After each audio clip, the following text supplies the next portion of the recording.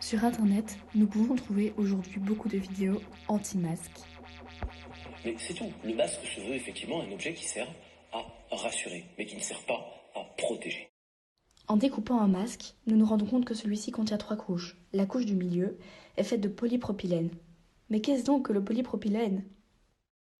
Voici l'équation de polymérisation du propylène en polypropylène. Celui-ci peut s'écrire de 2 façons, mais la façon la plus courante est celle du dessous. Contrairement à ce que l'on pense, ce composé chimique a donc un très grand rôle dans la lutte contre le Covid-19 et il permet de retenir les gouttelettes.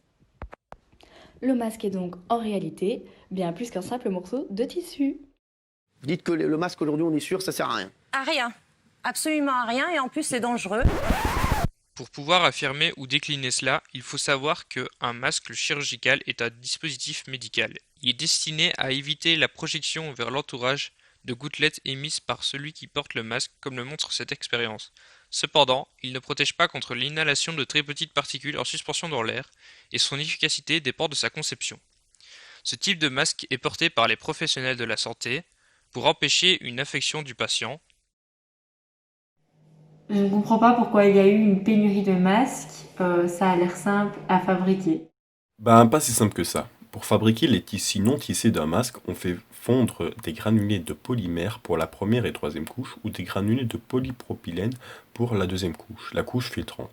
La masse visqueuse obtenue après la fonte est entraînée au travers d'une filière. Les fils qui en résultent sont soit pour la première et troisième couche étirés par de l'air froid, soit pour la deuxième couche par de l'air chaud. Une fois les tissus fabriqués, ils sont placés dans une ligne de fabrication qui les assemble grâce au principe de calendrage où les fibres sont calendrées au travers d'un rouleau chauffé pour les lier. Puis, la ligne de fabrication les plie, pose la barrette métallique et poinçonne les élastiques.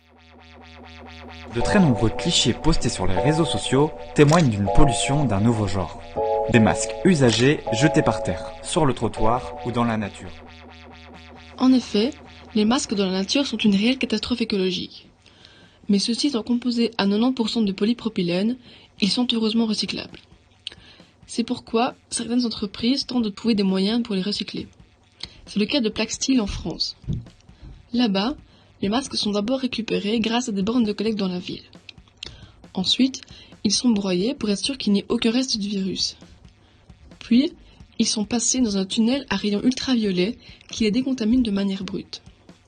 La matière récupérée est ensuite utilisée pour faire des objets durables tels que des visières, des attaches-masques ou des ouvre-portes.